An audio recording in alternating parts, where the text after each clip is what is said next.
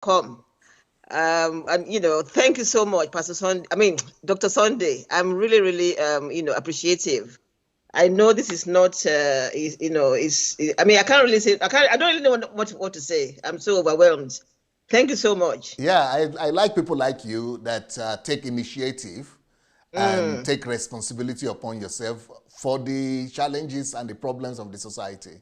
yes, Personally, like you said, you called me Pastor Sunday at a point because that is the aspect of my life that people know most because yes, I've presented myself more to the world as a pastor. But I'm not just a yes, pastor, I have two doctorate degrees. And then, but besides that, I'm a reformer. I'm somebody that is yes, very passionate about transformation, national transformation. So when things are going on in the society, I really want to contribute to it. My belief yes, is that you cannot live in a society and be separate or independent of that society. If you're otherwise, you are going to become a parasite. You are only yes. taking Okay, from it, but you are not we giving back. And I cannot live a life of a parasite. So that's why yes, I'm always contributing. Now, unfortunately, a lot of people in my culture or from my background where I come from Nigeria and Africa, when I begin to talk, even because they had known me as a pastor, so when I now begin to talk about political things or societal transformational topics, they get really confused and say, face your yes. business, do your church thing, That and is wrong. just talk That is about so wrong church. Don't because talk even in about the things Bible, like this. But yes, I'm a part of the society, and the decisions that these people are taking is going to affect me. So I yes. must be responsible enough, if I don't like something, to voice it out. Yes, that's right. I really like what you just said there, and we're going to explore this, in a greater depth tonight. I once again want to say thank you for responding. Tonight, everybody, wherever you are in the world, whether it's evening time at your place, afternoon, daytime, whatever it is, please join us and listen carefully to what we have to say tonight. It concerns everybody. If you're a Nigerian, it concerns you. If you're a Yoruba, it concerns you. If you're a Hausa man, it concerns you. if you are Igbo, if you are Igbo, it concerns If you. you're Igbo, if you're a thief, whatever part of Nigeria you come from, this concerns you.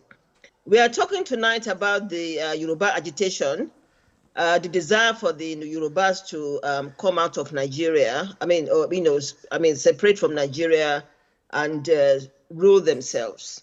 So, Pastor Sunday, I know you are, a Yoruba man, Yes. and you've talked a lot. I've read a lot of stuff on your website about the Yoruba agitation on Facebook, and you've also had some issues. I mean, some recordings before. I mean, on Christianity and involving the African race and all and whatever. Yeah. So tonight we are focusing on the Yoruba agitation. What do you think it is? I think it's a product of frustration and disillusionment. I think a Yoruba agitation is a baby that is born out of the failure of Nigeria to be able to give a good life to her people. Mm. But are you aware that at some point, in the 18 whatever, Yoruba was a country on its own. Oh yes, Yoruba was not. It was called a Yoruba country or Yoruba nation, but it Mm. was not a country in terms of the way we see countries today. But it was a Yoruba country. Yes. So when you say it was not in the same context, in the same light, what do you mean by Yes. that? Because it was not a country as like we talk about it now. We didn't have a flag. We didn't have an anthem at that point. We didn't have a unified territory that is controlled by a Yoruba president or prime minister. In that sense, we were not a country in that sense. But as an entity, we were always existing. We always existed as an entity and as a country in terms of an entity, but not in terms of administrative and worldwide way of that you recognize a country these days. Some people will disagree with you there and Let say them that bring down let them bring out their point. that there was a distinct Yoruba country, and that everything was sort of joined together, with the amalgamation. No. There was distinctive Yoruba country. I know exactly what they are talking about. They are talking about when the Englishman went there to Africa and then discovered the Yoruba country, discovered that there were cities, well-developed cities, streets, and things like that. That's what they are talking about. And they are talking about the fact that it was the most developed society in Africa that they found, apart from Benin City, which was also another developed, ultra-modern society in that society. But it was not a country as we saw it now. Now I know that they will talk about, there is no country without a flag. That time we didn't have a flag. It is just in the 50s that they came up with a flag for Yoruba. There is no country without an anthem. That time there was no anthem. It is only in the 50s that they came up with an anthem for Yoruba people. So that's what I mean, that we are not a country in that sense. But we were a country in terms of entity. Okay, but at least at that time they kind of were ruling themselves. Yeah, for sure. Yeah, okay. But if those people who are talking that Yoruba was a country and they were ruling themselves, they are not being sincere to the end. Because if they really want to be sincere to the end, they will tell you. They have to tell you the truth that it was a mess. Yoruba country was a mess. Oh, really? Why do you say that? Why do you say that? Oh, a big mess, big mess. Yoruba has the record. That is one area where Yoruba has. We have a few records in Yoruba nation, and one of the records that we have is a bad one. And that record is the fact that we hold the record for the most prolonged civil war among the same ethnic group. Really? Yes. Okay. The Yoruba civil wars lasted for 100 years. It's horrible. Yes. And where is this documented? Oh, everybody that's a student of history knows this. When we finish our talk now, go to the internet and write Yoruba civil wars. You will be horrified. Right. You will be horrified. Okay. All or right, you could also look for Kiriji wars. Oh yeah, I've heard of the Kiriji war, but I never. But that only lasted for 16 years. That is another one, apart from the 100-year one. So what do you think the amalgamation has done to us? Oh, amalgamation is the best thing that has ever happened to Yoruba people, and not just to Yoruba people, but to Igbo people, to Fulani people, and to Nigeria as a whole. If not for amalgamation, our country and our land would have been a death ground.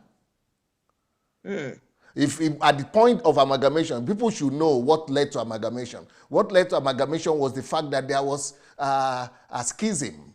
There was internal schism among Yorubas all the time. They were cutting themselves dead. They were, do you know, if you are a Yoruba lady, you know a city that is called Ibadan. Yes. Okay, Ibadan. What do you think gave birth to Ibadan? Ibadan is a result of is a fallout of the Yoruba wars. You have heard about Abeokuta as well. Abeokuta also is a fallout of Yoruba wars.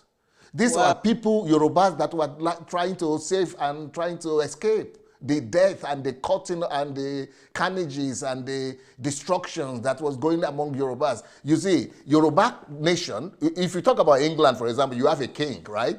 But when you come to Yoruba land, about 400 years ago, you will find about maybe 20, 30, 40 kings. And as soon as those kings get powerful, because, different ones have, everything was under Ife at first. Then Alaafin got powerful. Then everything came under Alaafin because he became the powerful guy. But all other people were becoming powerful also. So when you go to Ijebu country, you will see, Yoruba country, you will see a lot of kings. And those ones that are powerful, they want to subdue others. So just like Alaafin was not listening to Ife anymore, the other ones also want to say, we are now strong enough, we don't need to listen to Alaafin again. So that is how a lot of schisms started coming among Yoruba people. Right. So you think that the amalgamation was the best thing, since sliced bread? Oh yes. Can you imagine if you had come to Nigeria before amalgamation, you stand a good chance of being sacrificed to one of the gods. You could have been sacrificed. If you come out during the time of some festivals like Masquerade Festival and you're a woman, Pray to Oh, God. yeah, I mean, I'm aware of that because I actually sort of went to secondary school in Ijebu, so I Well, that's know. where I'm from too. So, And we can't get out at a particular time when this mass, right, especially we right. girls. Yeah, Yeah, we girls are even after independence. So yeah, can you now imagine what was happening before independence, even before amalgamation?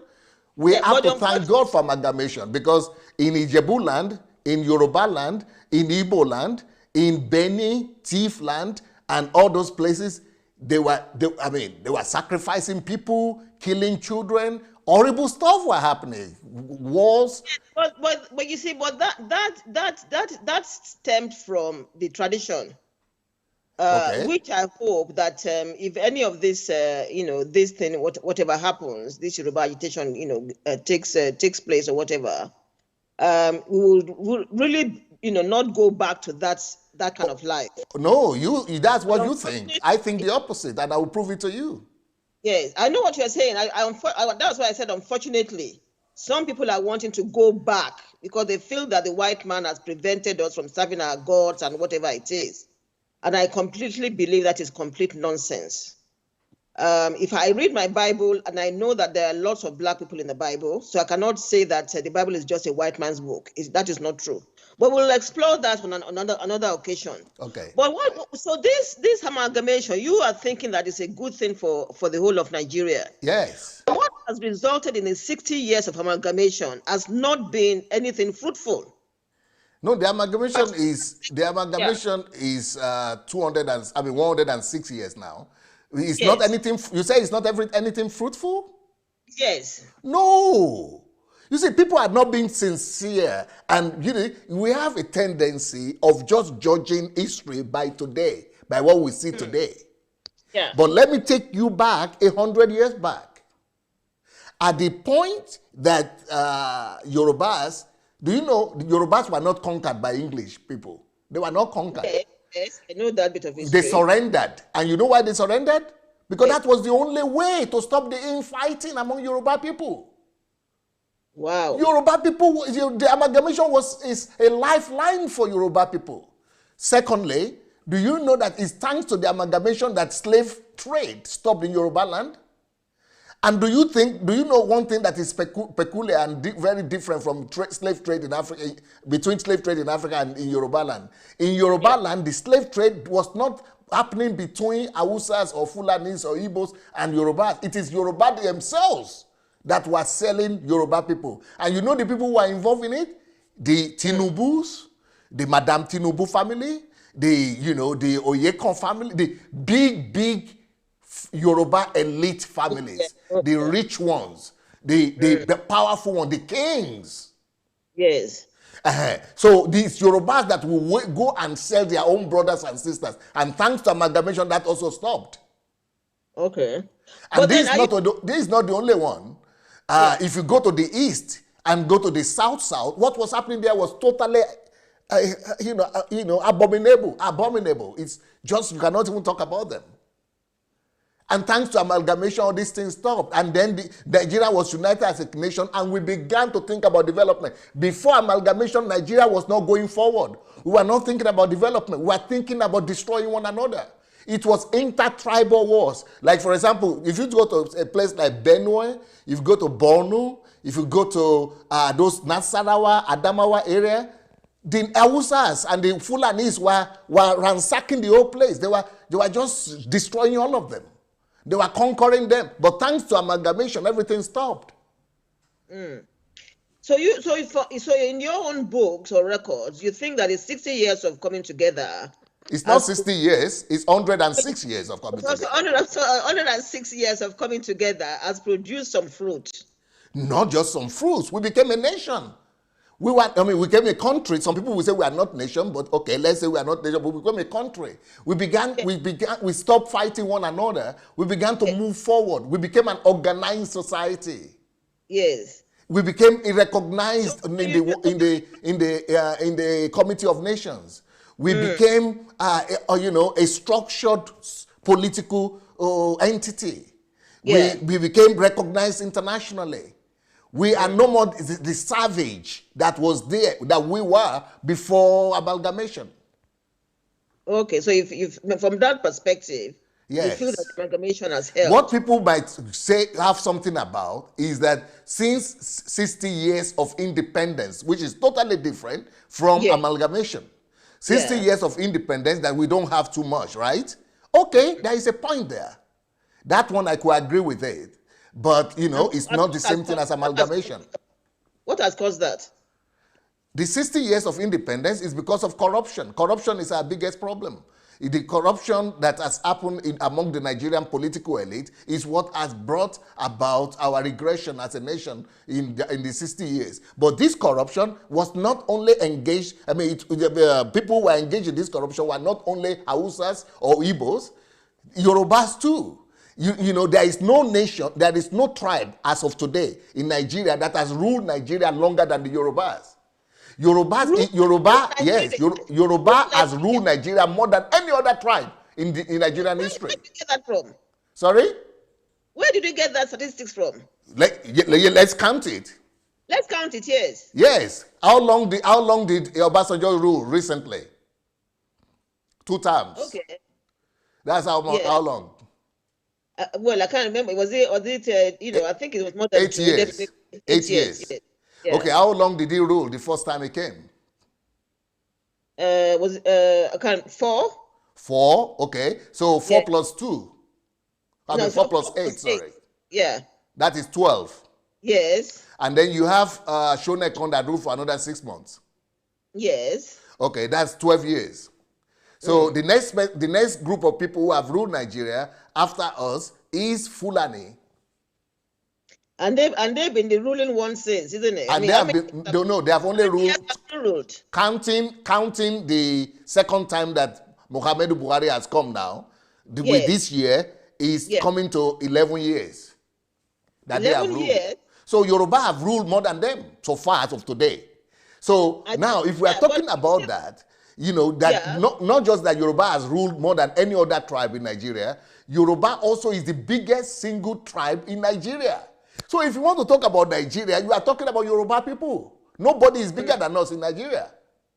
But these are the things that people who are agitating for our Duduwa Republic will never tell the people. Yeah, but see, that's the fact. Nobody is bigger than us in Nigeria. But it seems as if the whole of Nigeria is being fed by the southeast and southwest. No. See, Madam Fola, if you are from Nigeria and you are, sorry for my, for my language, and you are educated in Nigerian realities, you know that it is not Southeast that is feeding from Nigeria. It is rather Nigeria that is feeding Southeast, and it is not Southwest that is feeding Nigeria. It is rather Nigeria that is feeding Southwest. If you want to use that argument, my sister, the only one region that you can say is feeding Nigeria will be South-South. Yeah, okay. I know why you said that. That is fine. Okay, but the point is, what is the North contributing then? North is second. If you want to, let's take the 6 let's even take North and South, and the 6 geopolitical regions of Nigeria. The number 1 contributor to our GDP is South-South. Yeah, okay. Because of oil. Number 2 contributor is not Southwest. And it's not Southeast. Southeast is the last. Let me tell you. You asked me a question. The second contributor, the second major contributor to Nigeria is North. No. To Nigeria economy. Is the North. Where are you getting those figures from? Is it from the National Bureau of Statistics or where? No, go to the internet. Let me tell you, Nigeria produces the internet is not the good source of information. Because go to the statistics. Where do I get? If you want to know where I got my statistics from, I got them from CIA. Right. That's American intelligence. I got them from World Bank. Yeah. World Bank. That is, and then from the UN. Right. Those are the 3 sources I got my information from. Actually, if you want to even talk about GDP. North is contributing more than South-South. The only reason why What way? Okay, very good question. The only reason why South-South is I put them as number one contributor as feeding Nigeria is because their product that they contribute, which is only 14%. Oil is only 14% of our economy. But that 14% gives us 78% of our foreign income, foreign earning, or even some people claim it's 90%. So, or 98%, some people say, but 78% it is. But it is only 14% of the GDP. But agriculture, which is mainly coming from the north, is 22% or 21% coming from the north, and is much bigger than the oil when it comes to the size of GDP. But because it's not as exported as oil, that is why oil carries more weight. But it is not the way. What is Southwest doing? Southwest, where is our cocoa industry that we used to use to contribute to this to the federal government of Nigeria? We don't have it anymore. Where is the timber industry that Awolowo built and we use it to contribute to Nigeria? We don't have it again. Where is the palm oil industry? Where is it? There is no more there. Where are the structures that Awolowo built that made Southwest to be number one? We don't have anything again. Our children are doing Yahoo on internet. They are doing 419 in the campuses. They are not going to farm. They are not going back to the farm or do anything like that. We have lost it long time ago as a people in Southwest. We need to wake up to reality and not use the times and the achievements of Awolowo to judge ourselves today. Right. But how can they go to the farms when the farms are so, unsafe right now? Even before they were unsafe, this problem we're having with Fulani herdsmen only started in the last 3-4 years. Even before it was safe, were Nigerian youth going back to the farm? They stopped going back to the farms in the 70s. I had 2 friends who went back home from America to start farming. Yeah, you have 2 friends. I've lost them now. I don't know that they're still doing it. Big deal. Let me tell you how many people the North has that is farming. How many farmers from the North? 14 million people. No. I'm just saying 2, but there are other millions of people doing farming in Southwest. No, the contribution of Southwest to agriculture is less than 2%. Yes, it's nothing when it's not safe. It's not, no, just even before it is safe. Let's go back before the Fulani herdsmen came. It's nothing. We are in a dire state in Southwest. We don't have anything.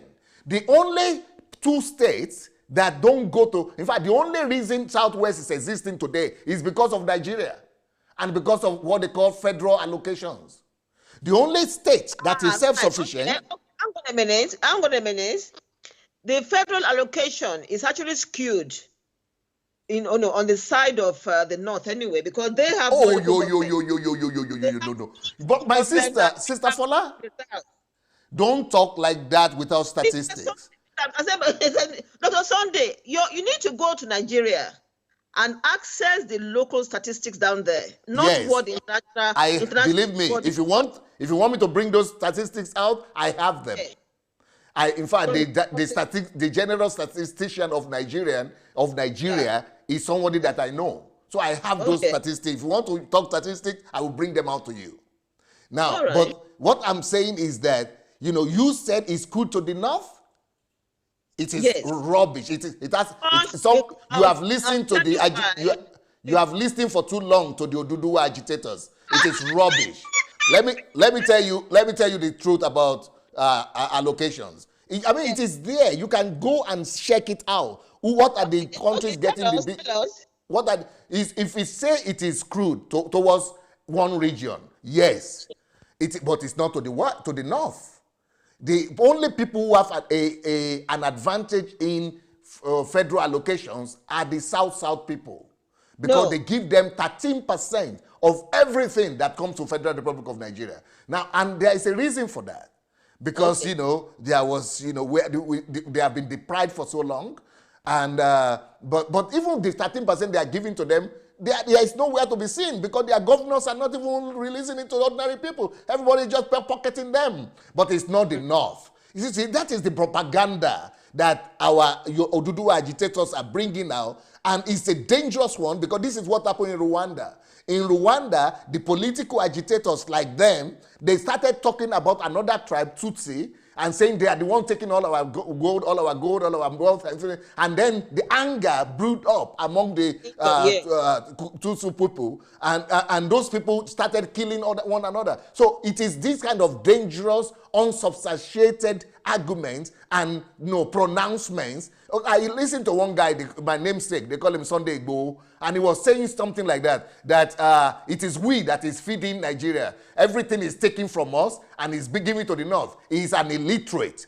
And I say that publicly right now because he doesn't know a damn of what he's talking about. He doesn't have any statistic to back that out. Okay, let him call out the statistician of the nation. Let him call out the Minister of Finance. Let him call out CIA, UNO, World Bank, and let them bring out their statistics. You will see that it is not Southwest that is feeding Nigeria. Those bodies can produce anything they want, and it may not be exactly what is on ground. And I have my reasons for saying what is on ground? What does Southwest produce?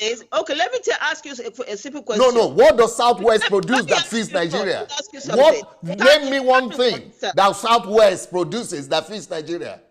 No. Let me ask you a question. In the South, let's say in the South, how many local government do we have?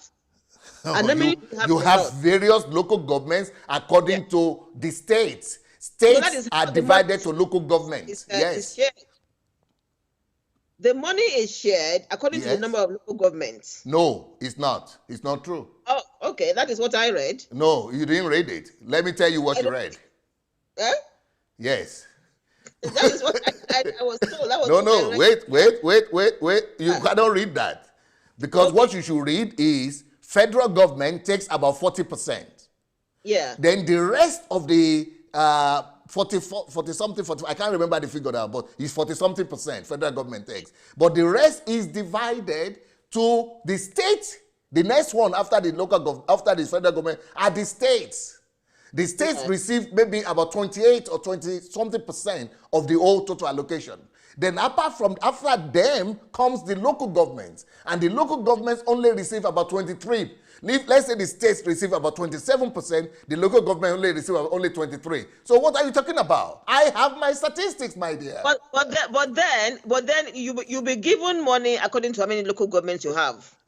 No. This is what they are now trying to change. They are just trying to change the constitution, the law now in the National Assembly to include that constitution you just said. But up till now, it is the governors that have been controlling the allocation to the local governments. And, the governors have been manipulating that. And that is why the governors right now are fighting it, that they want to keep on, they want to distribute. And that's why the ordinary people, the poor people, are not feeling any blessing, are not feeling any prosperity from the country. Because if the governor, whatever the governor gives to the local government is what they take. But if the money of the local government goes to them directly, then the local governments could be developed. Right, okay. Anyway, I think it would be good for you to have, maybe my next move will be to bring you and one of the agitators together to... Yeah, especially the Koiki guy that is always talking there. You can bring him. I don't know him. I've seen him on YouTube. I don't know him, but I have other people. He's the one that is confusing a lot of people, and some people are following him just because of his, his eloquence rather than because of his facts. Yes, okay. But going back to the main question anyway. So, you've mentioned, one or two reasons. What other reasons do you have for Nigeria to stay together? Beautiful.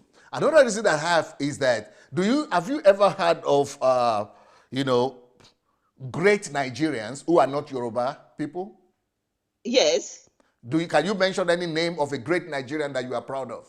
Oh, I can't mention anyone right, but I know I've heard of them. Who is not Yoruba? Yeah, who is not Yoruba? Yeah, definitely. Yes. Okay. There are many of them, loads of them. Great, Great Nigerians. And they come from every tribe, Yoruba and other tribes. Yes. For me, right now, and for you, all those Yoruba, all those Nigerians who are great achievers, they contribute to you and they contribute to me. So I could say, for example, that the footballer Nwankwo Kanu is my countryman. I'm happy for that. I'm proud of that. I could look at Okosha, for example, and say, he's my countryman. I'm happy for that. I could look at Osime, for example, and say, he's my countryman. I'm happy for that. There is a writer, a lady writer in America, Shino I know her. Amanda Yeah, or something. I can't remember. Yeah, I know her. Yes. Shino Amanda. I say she's my countryman.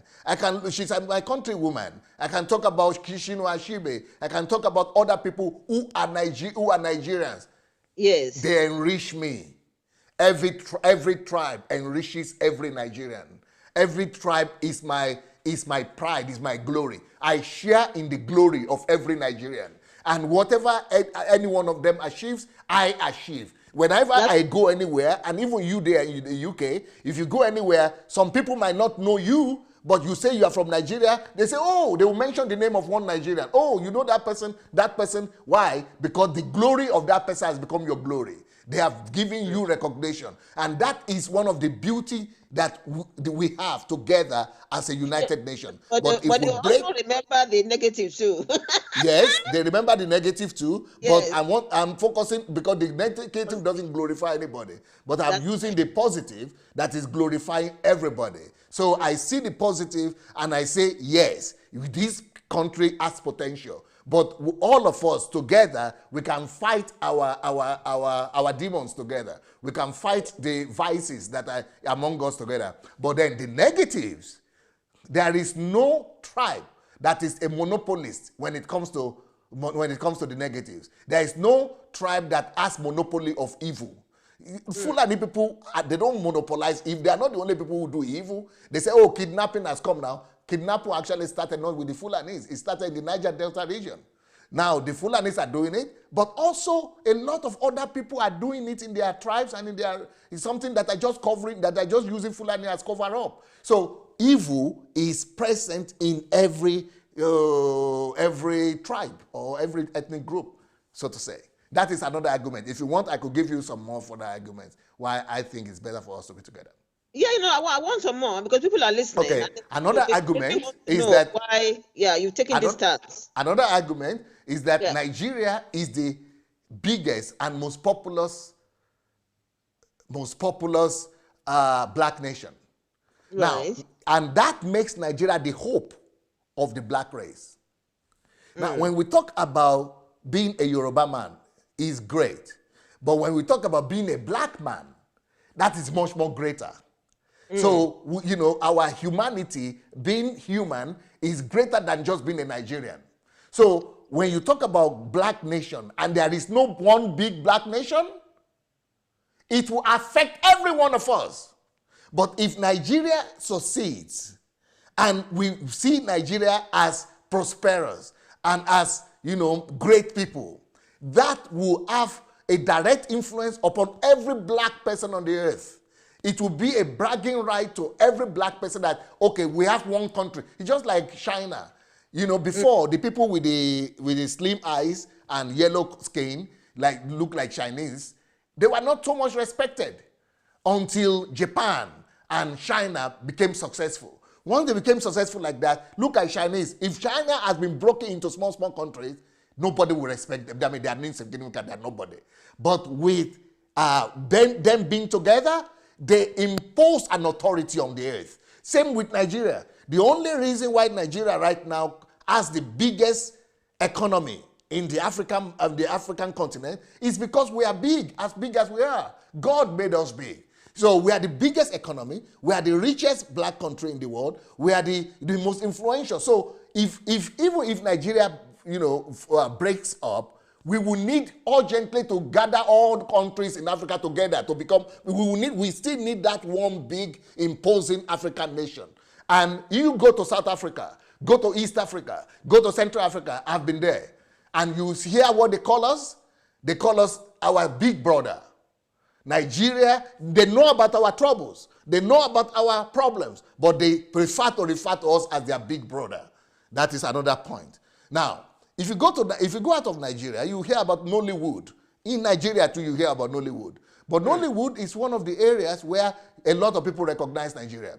Now, can you imagine that Nollywood, you cannot just say Nollywood is only produced by Yoruba people. No, Nollywood is a melting pot of everything Nigeria. Yes, that is where the best of the best from every tribe, every culture is. And if we had not been together like that, there is no way we could have been able to produce all those people together, because somebody will belong to Cameroon, somebody will belong to Benin Republic, we don't know what's happening there, somebody will belong to Niger, somebody will belong to Chad. But we being together as a people, we impose ourselves upon the nations, and we are recognized because of that, only because we are together as a people. And when you go to places, even I have spoken to people from Congo, and the Kinshasa, and I've spoken with people from from Gabon. These are countries that don't speak English, and you know what they will tell me? They will say, we don't understand it. Even the Yoruba, we don't understand it, but we are listening. We are listening. In fact, people from Kenya who speak English and from Zambia, they now begin to speak English like Nigerians. That is like America. Yes, yes. Because the bigger a nation is, the more successful it is, and the more recognized it is. That is why, listen close to my sister, to this point I want to make. Yes. Small countries, no matter how rich they are, they will never become superpowers. Nigeria is more important than Sweden. Nigeria is more important than Belgium. Nigeria is even more important than Switzerland. And the reason for that is because we are big. When America started as a nation, America only started with 13 colonies, like states. But they recognized this, that for them to be recognized and to be respected in the Committee of Nations, they needed to expand and make themselves as big as possible. So they went and negotiated with France and bought their own colony and added it.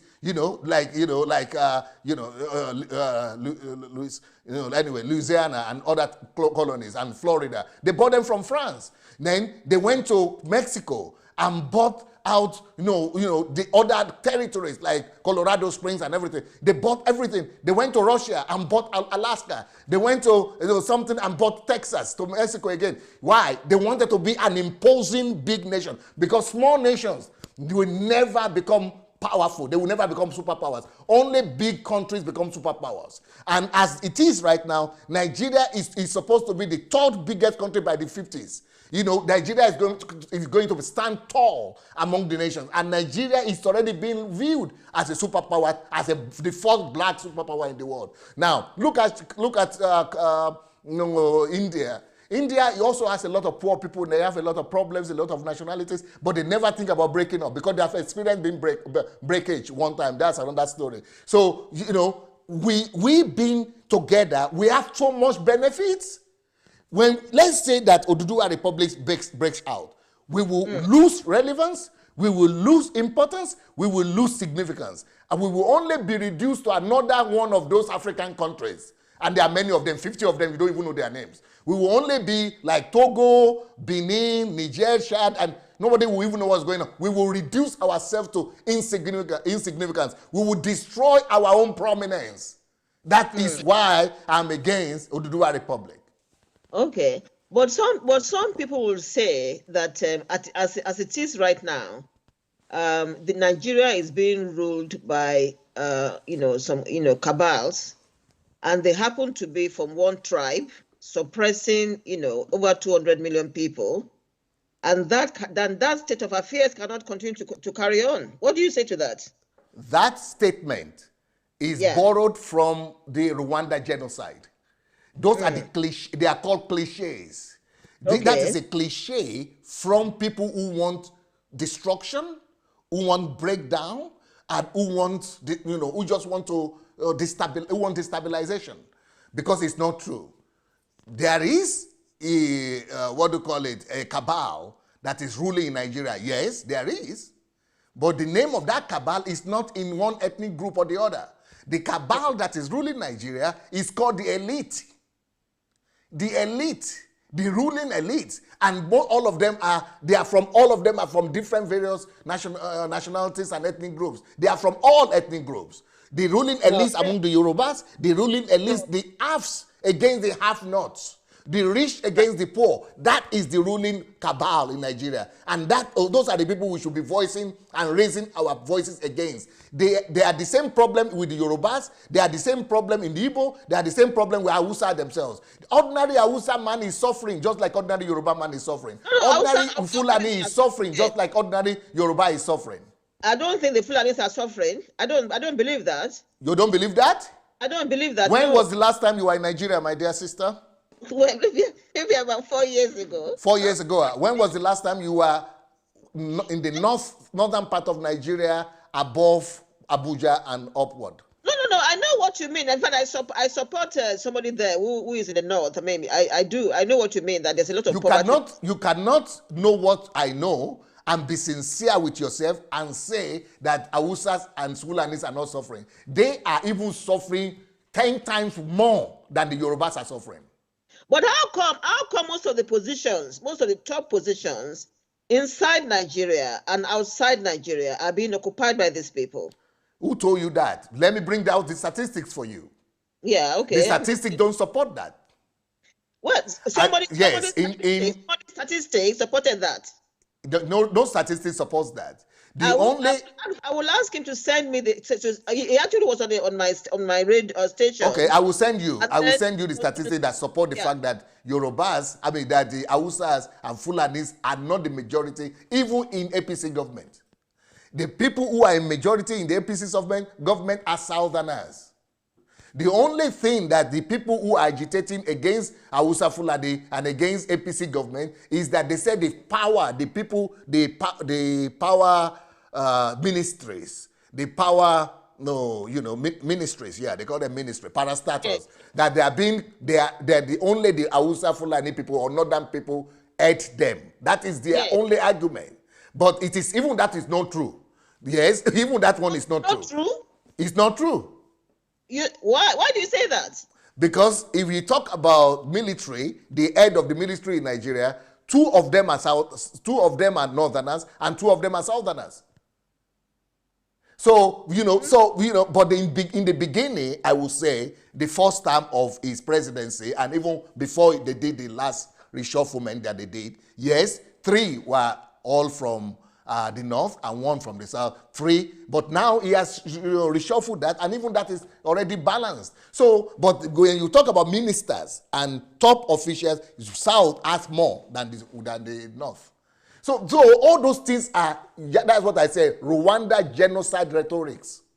It says these people who are talking Yoruba people and they are saying that it is Fulani that is ruling us, either they are totally dumb and illiterate and totally they have lost their mind, or maybe they are on drugs.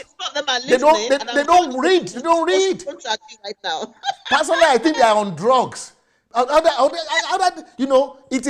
It is not sentiment that determines the truth. Let me tell you this. It is not sentiment that determines the truth. What determines the truth should be facts and statistics. But no. I come in there.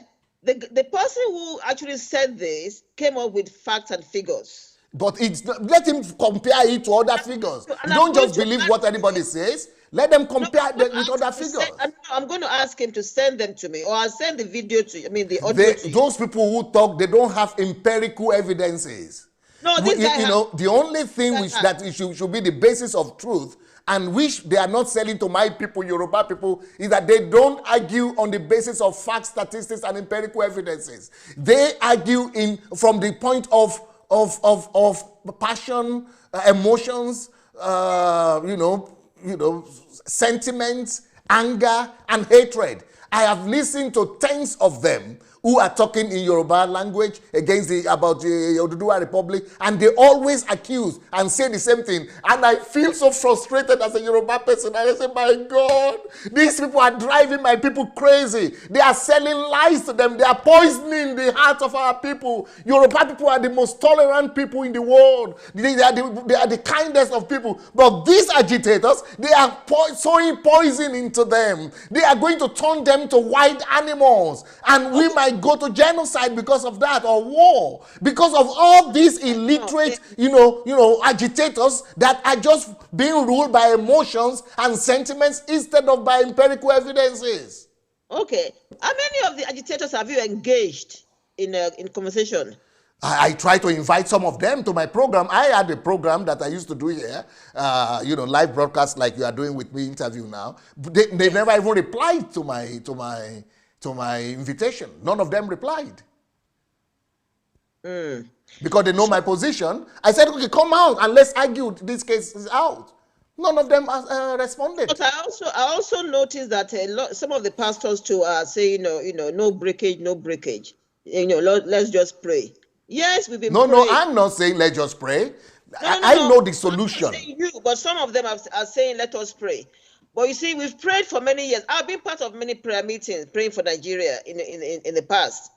But you see, when it gets to a point right now that Only God can save people Nigeria. are stuck here. They can't go home. Our children are lost. They don't know where they belong to. There's so many things, going on. And so what is the solution to all this now? What do you think? Beautiful. The Yorubas, for me, have the solution in themselves and in their culture already. You see, I believe you and I agree with you. And your answer, your question is that how is it that only God can save Nigeria? We should keep on praying. I disagree with that. I don't believe that we should keep on praying. We have prayed enough. We can't continue. Prayer, yes, prayer alone will not save Nigeria. In fact, I've written a book. Maybe if Sister Fola, maybe Sister Fola, you don't know about it. I have a book, and the book is called the book. Let me tell you what the book is called. You will laugh. The book is called "Only God Can Save Nigeria." What a myth! Oh, you know about it? What a myth! It's a myth. It's a myth that only God can save Nigeria. No, Nigerians themselves, Yoruba culture, has what it will take to save not just Yoruba people, but to save Yoruba culture. And that thing is called value system. And Yoruba, if we Yorubas will embrace one word that has been lost in Yoruba land, we could bring it back and become and make sure that our character and our values and our lifestyle, it falls in line with the value of Omoluabis. If we could make even 10%, or no, let us say 50% of all Yorubas to become true Omoluabis, that 50% will infect the whole of Nigeria with their values. They will become such exemplary leaders, and they themselves will turn the value system of of Nigeria. All of Nigeria is suffering because of lack of values. It is value system that we must invent and bring back to our people and teach our people to become people of honor, people of dignity, people of character, people of perseverance. It is only strong people, people of values and a value system and virtues that build great nations. Great nations don't build people. A country don't build people. For example, if you go to England, you went to England from Nigeria, they don't care what country you come from. You have Indians there, you have English people there, you have Scottish people there. But what is common in England is that you cannot drive through the red light. You cannot throw trash in the street. You cannot go without registration, without document. You cannot. Those are values. It is the values that they have established in the English society that makes everybody, it doesn't matter from what country they come, to be able to function and to be able to behave and still keeping that society sane. And whenever that's say, even in England, whenever those values begin to fall, that country begin to fall too. It doesn't matter what country. So if Nigeria will just know that it is not name that builds a nation. It is not geography that builds a nation.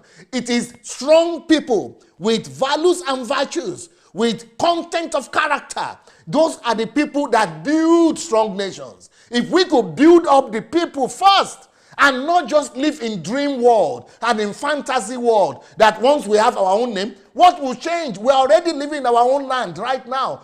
We are living in Yoruba land. Our people are living in our land. They are Yoruba people. Nobody changed their name. Nobody took their land from them. They are living their own land, but we are not changing anything because we need to put content in them. We need to be able to put values in them. We need to be able to put content of character in them. That is when now they will be capable. They will have the capacity to build a big nation. To build a great nation. And not just Yorubas need this, all Nigerians need this. All of Nigeria. I totally agree with you. I agree with that passion.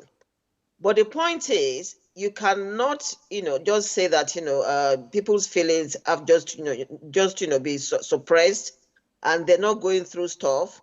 How can you and somebody else who is an agitator come together and argue these things out. Call a few of these big men or big I'm ready anytime. Who is suppressing Yorubas right now? I will try and make that happen, because Yes, please. they are not moving forward. No, okay, who is, okay, look, let me tell you what is Yeah. marginalization. You know, Yeah. suppressing of one nation by another is called marginalization. Yes. Tell me the marginalization that Yorubas are experiencing in Nigeria. I mean, look, even go to Cameroon. Let me give you an example in Cameroon. In Cameroon, for example, I personally support the agitation of the English speakers against the French speakers. Either they have to change their constitution or change something. Can you imagine that somebody will sit in Yaoundé, you know, or Luanda, and something, you know, in the capital of Yaoundé, yes, and be, you know, they cannot choose their own governor. It is the president at the center that will be choosing governor for them. You know, and the governor we have to come from not Yorubas, so it will come from Hausas or Igbos. We don't have something like that in Yoruba land or in Nigeria. But something similar is happening. Okay, tell me. Even though you may not be seeing it, but somebody just texted me just now. They said, "Why aren't you moving back home to help sort out these problems?" Oh, why am I not moving back home?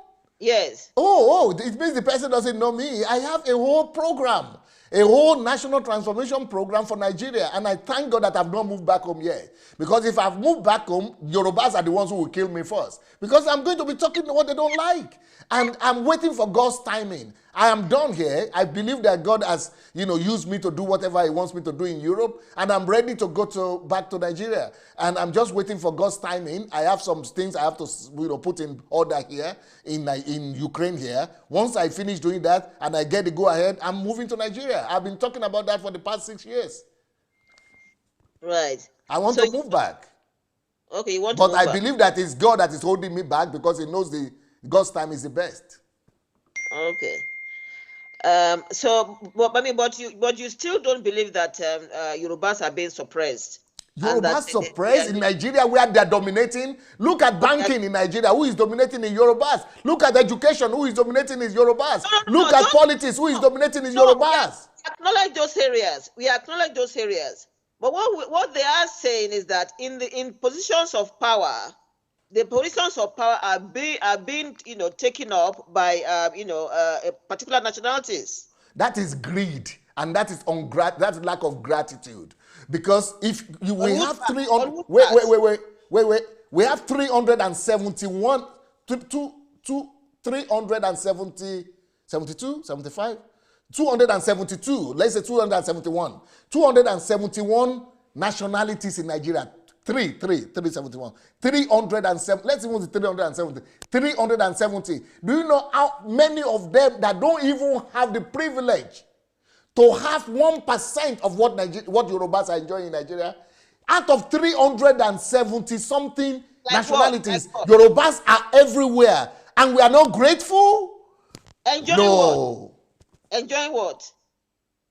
Enjoy education, enjoy political positions, enjoy governorship positions, enjoying businesses, but enjoying not as much as should be happening.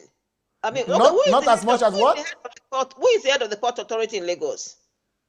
Port Authority, it doesn't matter who is the head of Port Authority in Lagos, because apart from the Port Authority in Lagos, Port Authority in Lagos is not the only position in Nigeria. Okay, who is the head of? Oh, tell me, who is the head of? Who is the head of oil extraction in Bonny Terminal, where Nigerian oil comes from? Who is the head of Bonny Terminal oil? I don't know. I don't know about Bonny Terminal oil. So why should a Yoruba man be a head over there? And now you are complaining about other places where Yorubas are not the head. Who is the head of the border between Niger and Nigeria? So why are we so selfish to be saying nobody can be head in Lagos while your own son is the head of the biggest oil something in Nigeria, where the biggest money is coming from? You are complaining about your own. This is crazy. These people have lost their mind. These agitators are sick. I mean, I don't. don't really think that you should, you should be so outraged at them. They're making their own. They are making our people to believe lies. And our people are believing these lies and they are becoming agitated. They think they are telling the truth. This is why, honestly, I think that at a future program somehow, I don't know how it's going to happen, there should be a panel talk between you or those of you who believe that we should stay in Nigeria and those who believe that we should leave Nigeria. What do you think? I've said, okay. Well, I've said, all right. You said yes, yeah. Actually, I just got an invitation today.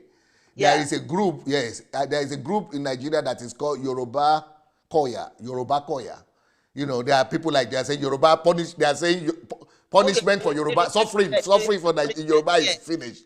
So they are inviting some people, some members of some senators and some governors and some people, and they want me to come and speak as well in that.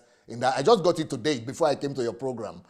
They want me to come and talk in Nigeria also, and they want to invite the professor who wrote the Yoruba history, who is supporting this agitation.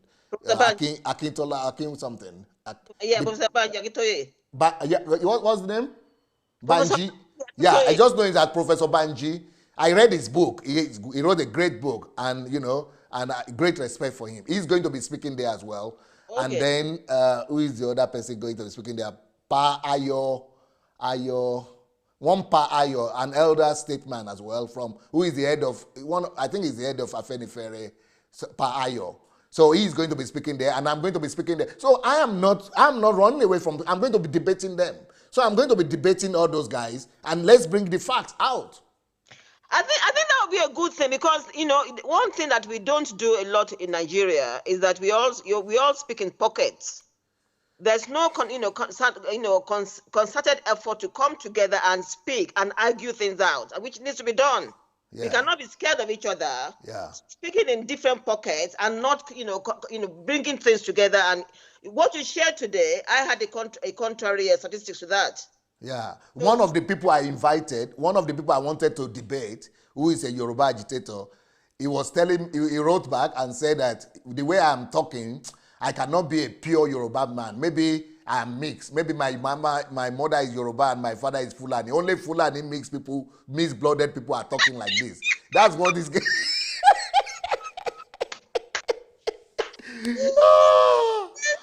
It's just about accusation, abuses, curses, and things like that. Yeah. Oh dear. Some of them even say, maybe I want to go and become a politician in Nigeria. I said, I've been living here for 35 years. I only live in Nigeria for 19 years. I'm not interested. Well, some of them then say, maybe... I was going to ask that question as well. Do you have any, are you being, sponsored by anybody from Nigeria?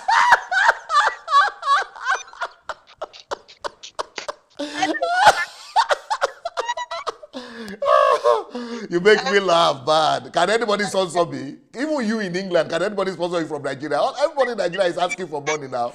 Everybody in Nigeria is begging you for money. Not be saying they will be giving you money abroad.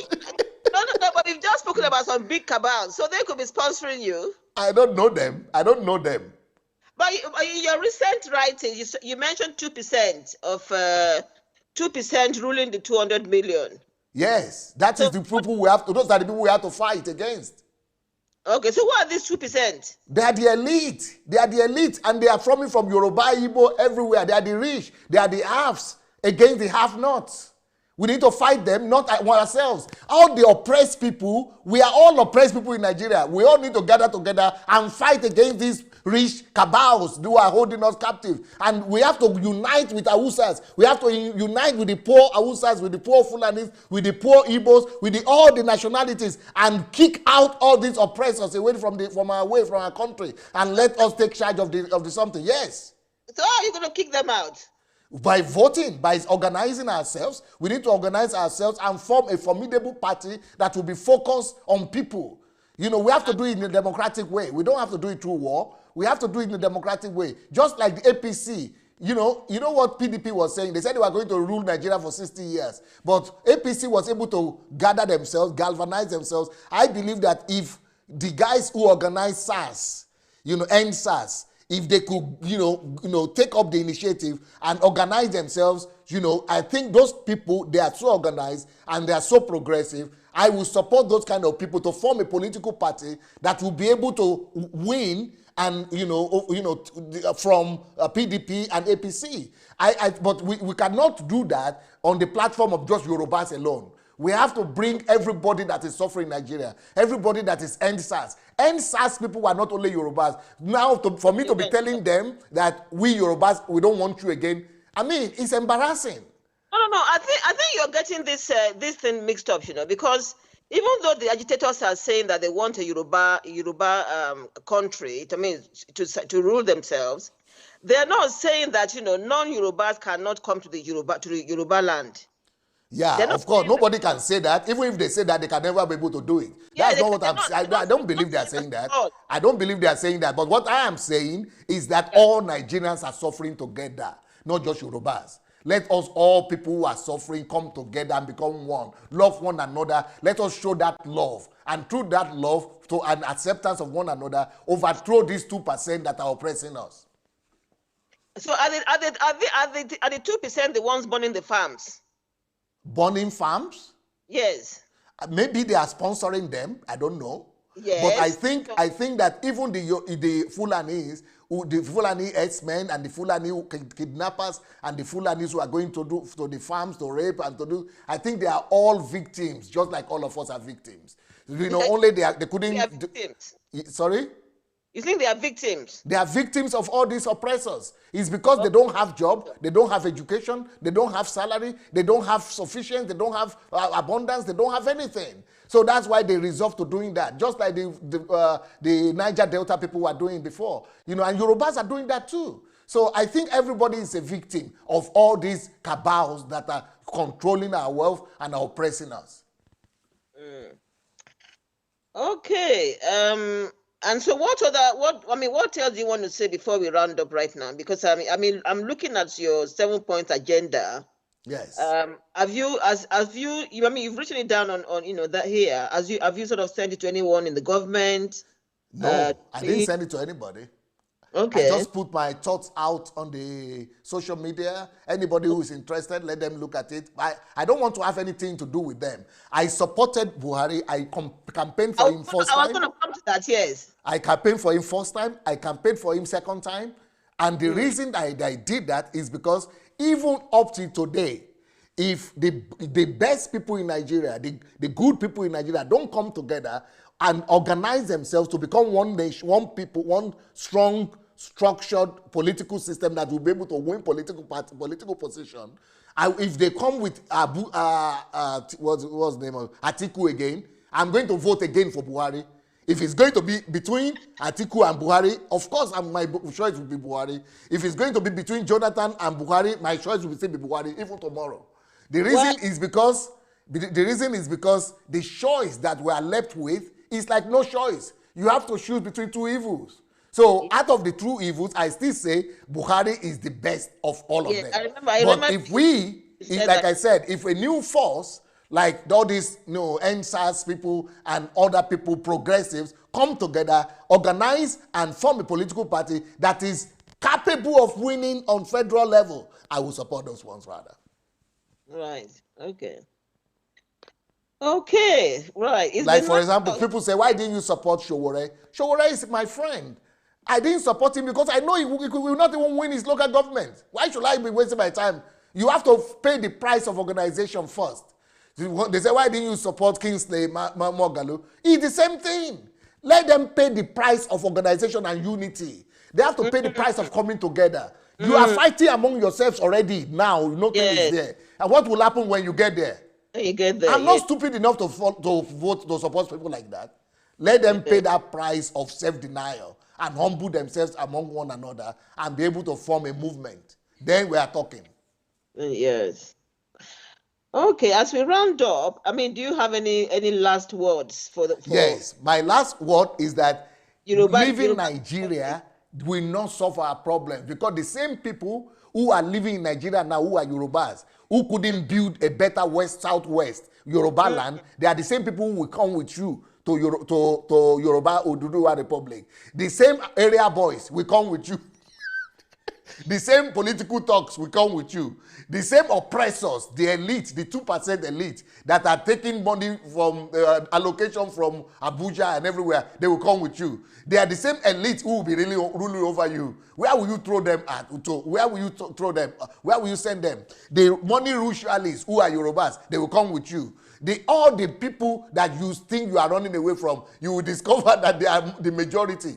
Go to universities in Nigeria, the 419, the Yahoo boys, the youth, the cultists, all of them will gather upon your head in that Oduduwa Republic. So that is not what we need. It is not the geography and the name that gives you greatness. What we need is, one, a new people. And what changes people are value systems. Let us first of all become Omoluabis. And then with that values of Omoluabis, we'll be able to change other Nigerians. That is number one. Number two, the thing that I want to say in conclusion is that when we become a nation, a country without this value system that has changed in us, we will discover that we have done ourselves evil. When Nigerians, or it is Wole Soyinka that said that his generation is a lost generation, because when they were leaving England and they were campaigning for independence, they also were dreaming just like these ones who are dreaming now. That, Nigeria will become superpower, it will become like USA, it will be bigger than England, it will be. But now, our children are running to England to survive. Even to Ghana, they are running to Ghana because there is a burden with freedom. And there is a burden with independence. That burden is heavier than what you have when you are for a slave. Even when you are a slave, you need to be responsible. What our people need is responsibility, to be able to take responsibility upon ourselves for our own country, for our own people, and for our own land, to be able to make our people a great people that will be able to build a Yoruba land. Right now, nobody is disturbing us from making, like for example, if I'm from Ogun State, if I am the governor of Ogun State, what is stopping me from making Ogun State Singapore of Africa? Nothing is stopping me. Go and do it. Okay, even if you want, you can stop taking money from Abuja. Don't take money from Abuja. Just go and, create wealth. Let's show us how to do it. All those people who want to live, let them show us how to create wealth for Yoruba right now. If you have not shown me and demonstrated to me what you can do now, when I follow you, I will come and die of hunger. I will not follow you. So let them create the wealth that they are talking about right now. Not through shouting, not through noise. Let them produce something concrete. Then I will believe them that, yes, they will be able to do better than in Nigeria. But you do admit that a change is necessary. Oh, yes. And I believe that a change is necessary not just for Yoruba people. A change is necessary for all people that are living under the nation of Nigeria. And all the poor people need to come together and get rid of the greedy elite. Can you imagine the politicians and the senators? They are receiving, I have a whole video on that. I think I've seen that video, yes. Yes, how much they are receiving, and they are oppressing people. That is obscene. And those are not just Igbos, those are not just Hausas. You think the Yoruba senators are not receiving the same thing? Everybody is doing that. It is the little elite, those people that don't think about ordinary people, who don't come down to the level of ordinary Nigerians. They are our problem, not another tribe. Hausas too are suffering. Fulani too are suffering under their own elite, oligarchs. It is all of us who are suffering from that two minority people that we need to get rid of and build our lives and our country the way we want it. Okay, thank you very, very much, Dr. Sunday. I mean, I really, really appreciate your time. I will still look forward to some of these facts and figures being corroborated with another person from the other side. I'll be looking forward to bringing you and somebody else together to talk about this on to the public. My only condition is that if I'm going to come up with somebody, I need to see that person. It has to be video. It has to be it has to be television. If I don't see somebody, so we're talking. Anybody can talk behind their computer, but let them come in the open. Right. Okay. I'll try and find somebody you can talk to openly. Right. But if you can also do something for us. Some of the facts and figures you think you have, is it possible to have it published somewhere, or even Oh on? yeah, oh yeah. If I Oh, have a whole, video playlist on YouTube that is called, my thoughts on what is it called? Nigeria and Nigerians. I mean, reconstructing Nigeria and Nigerians. Yeah, reconstructing Nigeria and Nigerians. Where all those statistics are. That's number one. Then I have another one, Nigeria. My charge to Nigeria. My charge to Nigeria and Nigerians. I have that. Those are about 40 videos of reconstructing Nigeria and 40 videos, maybe more, of my charge to Nigeria. 18 videos of my charge to Nigeria. I've been writing about these things for a long time. Yeah, but you seem to disagree with the fact that a small a particular tribe. No. Don't. If we begin to descend to that level, we become primitive. Oh, And no, I no, no. didn't expect this from Yoruba people. I saw another tribe in Nigeria talking about that, and I just ignored it because I know that there are better people from that tribe that don't talk about that. The elite people, the enlightened people don't talk about that. Listen closely. Anytime anybody is using ethnicity and tribe as their argument, it means because they don't have argument. They are inferior. Because those are the arguments of people like Hitler, Adolf Hitler. It is ethnicity that was his argument. Those Mussolini, that was the argument that they were using. All the Stalins, that is the argument that they are using. All the people who use tribal, ethnic group argument, nationalism, and nationalistic supremacy, they are primitive people. They are not developed. They belong to the Stone Age. Let them go back there. Okay. Thank you very, very much. Thank you. Thank you so much. Fola. Yeah. Blessings. Thank you. God Bye. bless. Thank you. Bye-bye.